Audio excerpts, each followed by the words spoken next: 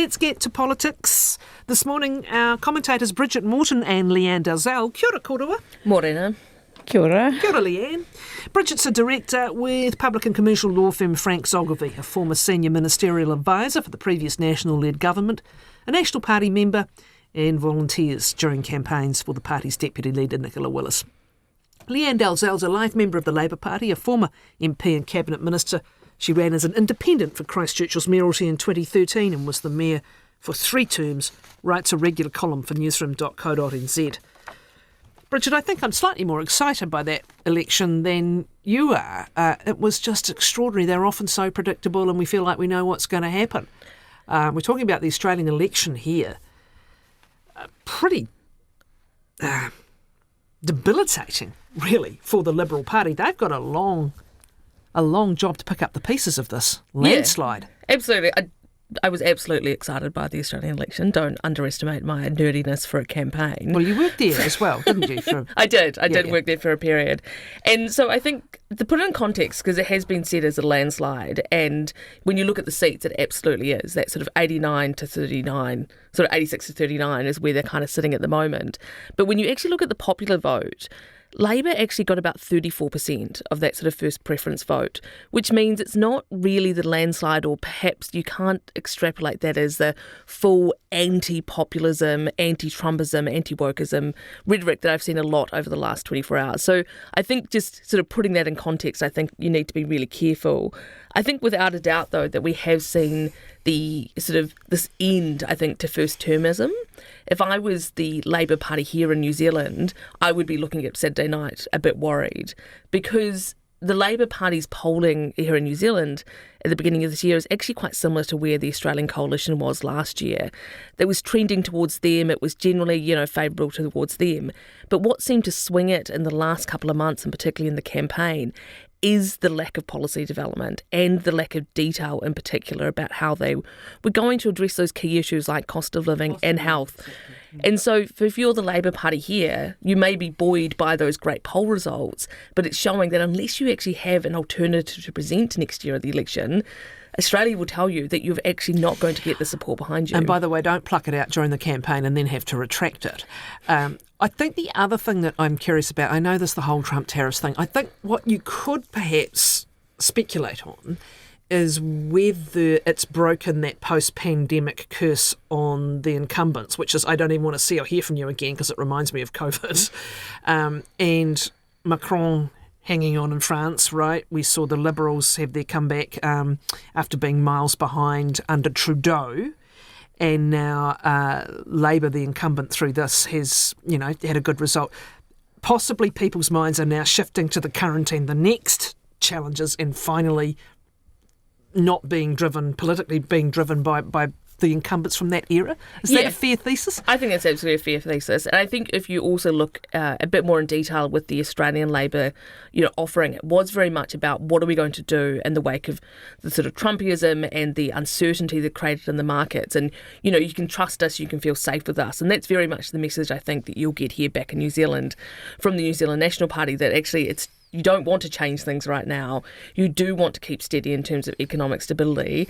One point I will make about the Australian election, because I always know that this is something that pops up a lot, I think, in New Zealand, and worried about donations and lobbying. Clive Palmer, who's a big mining magnate over there, he had this trumpet of patriot. So he was trying to run as the Trump. He spent something like $60 million and he didn't get a single Senate 2%. Or a House of Reps seat. So I think just take that as a little bit of encouragement that still, I think like in New Zealand and Australia, you cannot buy an election.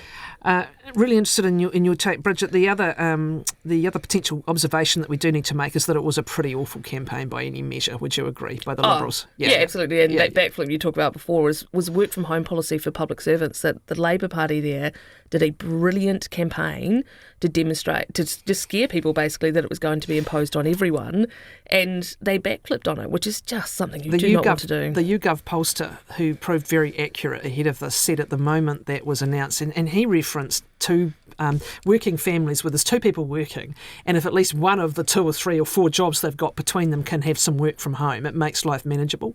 The minute that got announced, down the polls started sliding.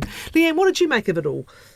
Well, I think there are lessons for both parties here in terms of all of the things that you've discussed. I actually hadn't heard the sort of post-COVID take before, so I think that there is actually some merit in contemplating just the impact that had on the electorate generally, and then in times of reflection, after it's sort of seems to have faded into the distance, not wanting to be reminded of it again. So that's something I'd like to chew on a bit further, because I think it does hold some lessons also for Labour here in terms of how they present themselves in election year next year. But it was interesting that there was really only one pollster that got it right, and I actually lay in bed and watched the election results as they came in, and they had a result pretty much within an hour and a half of the polls closing, which is a reminder that it's more like first past the post than it is like MMP. I don't know. I started thinking about the 1990 general election when I was first elected into Parliament, and the sort of clean sweep against Labour. Well, we were within one vote, really. Well, there was only a one-seat majority in Parliament in the 1993 election. So I think, and that was under first past the post. If it had been a mixed member system election, then it would have been a Labour-led government. However, when you dig in further, I hear what you're saying about the difference in the systems. When you dig in further, there were a lot of seats flipped. There was a big swing in many of these seats. And the real issue, one of the real issues the Liberals have got, they've got dreadful representation in most of the urban areas now. And at that cost of living argument and everything allied with it, Lianne, in the end, getting whatever your messaging was, whatever your messaging, your policy was, just having something solid and reassuring to put. Do we think that was the key driver? I do, 100%. And I think one of the things that ought to be thought about was how Labour, sort of being the incumbent, repositioned the question that everyone was asked, are you better off than you were 3 years ago? Instead of, contemplating an answer to that question, the electorate was invited to answer the question, are you going to be better off in 3 years' time? And that took the positioning forward instead of a reflection on what had gone before. Okay, now let's have a look at what the incumbent's challenge is here. A good sort of 16 months anyway, 15, 16 months away from the likely election date as it stands. The book's getting tougher. Nicola Willis's pre-budget speech saying that she's cutting back the amount in the operating allowance for the new budget later this month, has made sufficient savings to do so, but boy, it is tight, Bridget. Yeah, it is absolutely tight, and I think that they are in a very difficult position because they know that there's many households out there struggling, but, to bag any significant money in their back pockets, you would have to go into significant debt and, push out that deficit or return to surplus timeline quite significantly. I do think it's interesting they have positioned it so early as a really tight budget, because we obviously go into that budget day with a bit more framing that actually anything, therefore, is good to come out of it. So some smart political messaging there, I think, from the Minister of Finance. I did find it really interesting. There's a great piece, I thought, in the Post from Tom Puller, who's really arguing, have people really felt the impact of the cuts to the public service to date? And, really looking at whether, some of those things, particularly those backroom roles, people don't see the impact of those, and whether or not that actually is having, actually saying cuts to public services, actually whether people are actually going to vote on those cuts when they can't actually see them in their personal lives. Lianne? Well, I think, again, it has me thinking about the 1990 election. The then Minister of Finance sort of labelled what she was about to produce as the mother of all budgets. This is defined as a growth budget, but the messages are all the other way. So it's going to be a very, very tight budget. I can see that. And I actually agree with what was just said, because if you frame the budget now in a sort of a way that has people thinking the worst, then anything that is marginally better than that will come across as a sort of a less severe impact. Interestingly, though, one of the criticisms coming sometimes for the right of where this government is at is that it's not doing enough. Ruth Richardson got right in there with the scythe, and that really what it's doing is a little bit of this and a little bit of that. In the context of the entire size of the budget, things that might annoy or irritate people down the track, but not really fundamentally resetting that structural deficit. Is there any choice with the mood of the electorate as it is at the moment, though, Lianne? I think that the issues around the big benefits to landlords and the tax cuts that were ostensibly funded in a way that I would find quite challenging myself, but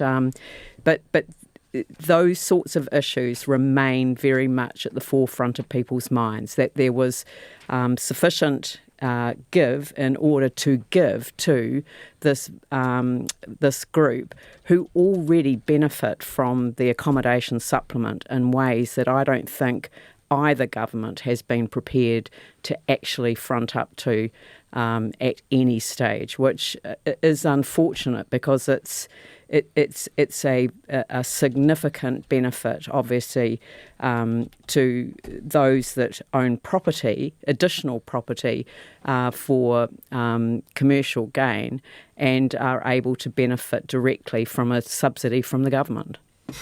One of the other arguments is that this is not necessarily the time to be tightening the government's belt, and just hear me out on this.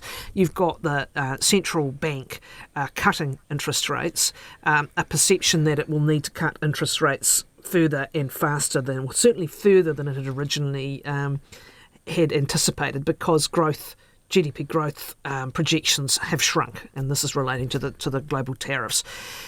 At that time, if your investment is long-term capital or infrastructure investments that's going to have to be done at some point, the argument goes you act counter-cyclically and you spend a bit more now. Again, Lianne, that's just not the mood they're in. That's not the mood they're in, but when I'm thinking strategically and long-term, I'm actually thinking that there are some things that need to be addressed on a cross-party basis.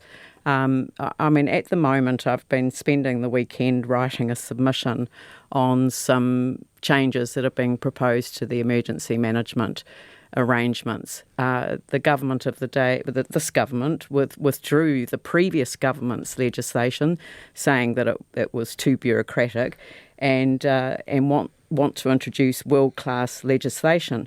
When you think of emergency management, that in New Zealand they refer to the 4 Rs: reduction, which is risk reduction, and that requires major investment in infrastructure, readiness, response and recovery. These are things that actually should be agreed on a cross-party basis, and a long-term commitment put in place, which would actually give some assuredness, say, to the contracting sectors for some of those multi-year infrastructure projects that need to be addressed if we are to reduce risk and to provide greater readiness for both response and recovery. And so that's what I've been thinking about this weekend, is that when you take a very siloed approach to these are the departments where we're going to cut costs, instead of thinking long term, where do we need to make the investment as a nation, whole of government, meaning local government as well. And it seems to me that this was the sort of area that I was looking at over the weekend, where that cross-party investment could be thought through. I mean, they're attempting it with infrastructure. Some sort of cross-party attempts on infrastructure. I mentioned the climate adaptation stuff this morning. We're waiting till the end of the year for that legislation, but it is complex. It's more whether the actual goal of trying to get back into surplus by exactly this date by a tiny amount is necessarily the right one at this time. It's got to happen at some point, right? But when you're at a point where your GDP is down, you've got a central bank cutting interest rates, is it a time to actually tolerate a little bit more long-term debt? Let's see what comes out. I think you have to. I think you have to in order to achieve that greater resilience that the country does need. We won't get into the weeds about the difference between the operating and the capital budget either. Let's pick up just very briefly on a couple of pre-budget announcements, because there was some big new money that came out of the helicopters announcement yesterday, Brigitte. Everyone presumed it was just out of the $9 billion new money already projected for the defence spend, but the minister had to come back and clarify there is $1 billion more. So there is some spending going on, a lot of it in defence at the moment. Yeah, absolutely. And I think you're actually seeing a bit of cross-party support for that defence spending, other than the Green Party. I think we've actually seen most parties come out and support that we should be spending, that we do need that infrastructure in place. And, these helicopters are a part of, going to Leanne's point, a part of our emergency management system. And so I do think it absolutely is a worthwhile investment, and I think we will see more of it. A few other quite small kind of pre-budget announcements. They haven't exactly been splashing it around a great deal again, and that's probably reflective of the sort of budget we might be in for. Yeah, absolutely. I mean, we are just at the start of the month. We've kind of started the pre-budget season as such. Yeah. So I expect to see many more flowing in the next few weeks. What about health? Because there's a new minister. A new minister was presumed to come in and get things done, or look like things are getting done. But Lianne, he is not making friends at all in the sector, and far from it in some of the ways he's going about this. Seldom is a health minister as staunch that I can think of in just saying during an actual contract round, saying to the doctors, this is it, get on and do it. He's been very forthright. What do you make of the strategy, the approach? Well, I've struggled to see whether there was a strategy in that approach. They always say that the health portfolio is the hospital pass. And the way that it's playing out at the moment is that, I don't know, the one thing that doesn't seem to be mentioned by anyone is that, in days of old, our doctors didn't come out of the medical training system with a mortgage on their lives, and they do now. I haven't been able to find the up-to-date figures. I got the 2017 figures, but a trained doctor walks away with a $90,000 debt before they even begin earning their income. So I think that there's more to this than meets the eye. I think that we should be thinking very seriously about whether, as a small nation, we can afford to create such levels of debt and then encourage people to go to countries where they can earn a greater income. Wouldn't it be better to have a bonding system like the olden days that we did for teachers, but actually think about whether in some of these areas where there are challenges confronting the employment of people in these particularly hard to staff areas, but not just there as well. Why can't we think of a bonding system that would actually create a win-win for the country? But no, I don't like the way that this is playing out in the media.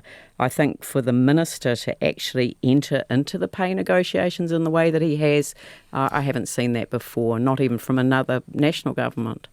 I think without a doubt he has got a hospital pass. I mean, he's trying to untangle and progress, huge reform that was started by the previous Labour government in the middle of a pandemic.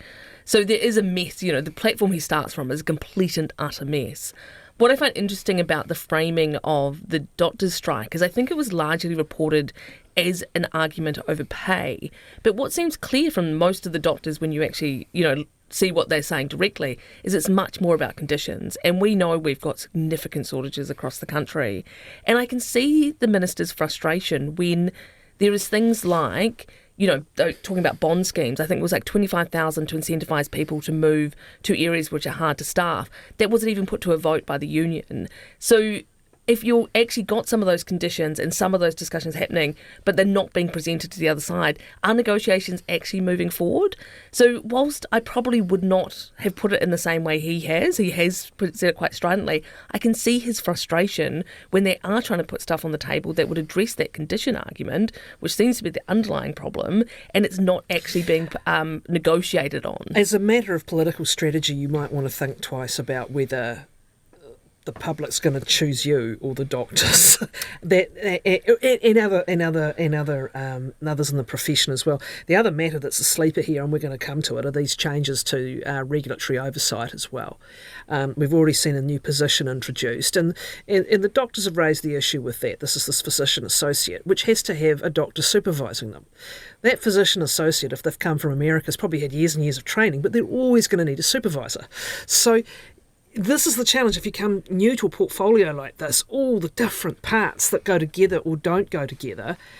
I just wonder about the politics, and Lianne, I'll leave last word to you on this, on whether you as a politician are going to win against the doctors and the nurses in a public relations battle. I don't think it should be a public relations battle, and so no, I think that people are going to basically side with the health professionals that they need to rely on when something goes wrong. Well, and that's the issue that sort of kind of sits in the, well, which leaves a question mark for me as to why the minister's chosen this particular way. But I think that getting the parties around the table again and actually talking through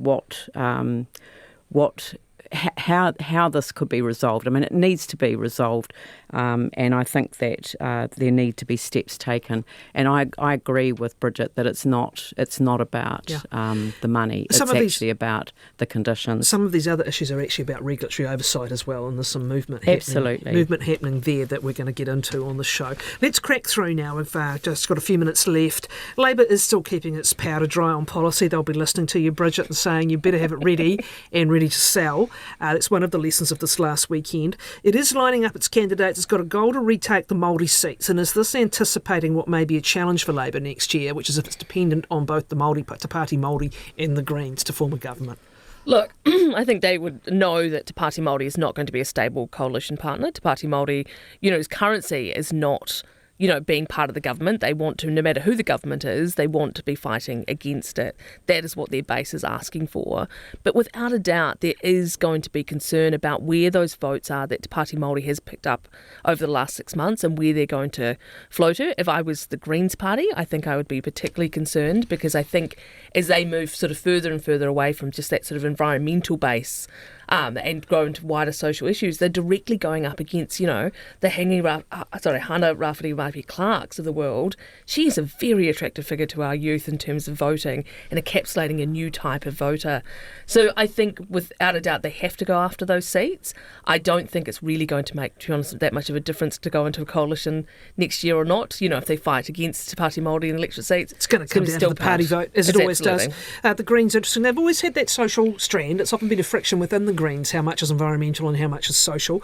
It's certainly kept morphing over various iterations of the leadership of the party and the membership of the party. The Green Jobs policy out, wanting to create 40,000 green jobs, so that's, I suppose, right in line with the policy you might anticipate, Lianne? Yeah, no, I was not surprised to see that. May Day was the day that they chose, the International Workers' Day, to release the policy. Tying their employment policies to their environmental concerns, I think, made good sense. It seemed to be a good announcement for them. I'm not commenting on the actual policy, but just simply saying that, yes, it lines up very much with what they say they are seeking to address. Now, the ACT leader, David Seymour, soon to be Deputy Prime Minister, wants there to be fewer ministers. Your takes, please, Lianne. Well, I went through and counted the portfolios as he'd sort of said there were so many of them. And, I kind of can accept that there are some portfolios which have been created in order to create a focus rather than to be a cost, and there is no ministry associated with it. So I think he's being a little bit, rich in the sort of language that he's used. But I'm thinking of the Honourable James Meagher, who's just been appointed as the Minister for the South Island. Actually, we in the South Island quite like having a minister who's been appointed to consider the interests of the South Island as a whole. So instead of silo thinking, actually thinking broadly across the board. The same happened with Auckland. When we were in government, we had a minister for Auckland issues, and that really enabled the different departments to be required to talk to each other, and for ministers to come together in cabinet committees that were able to really fundamentally look at the important issues. So I have my views on why these things are being said. I think it's another distraction from the soon-to-be Deputy Prime Minister. Well, I mean, it's clear if he was serious about this, he would give up the 4 associate portfolios that he's got, or, that he would be able to articulate the difference between Jacinda Ardern being the Minister for Child Poverty and him being the Minister for Regulation. Yeah. Lianne is absolutely right. There is a focus about, what they want to focus on as a government, and that is completely and utterly how democracy works. Thanks both.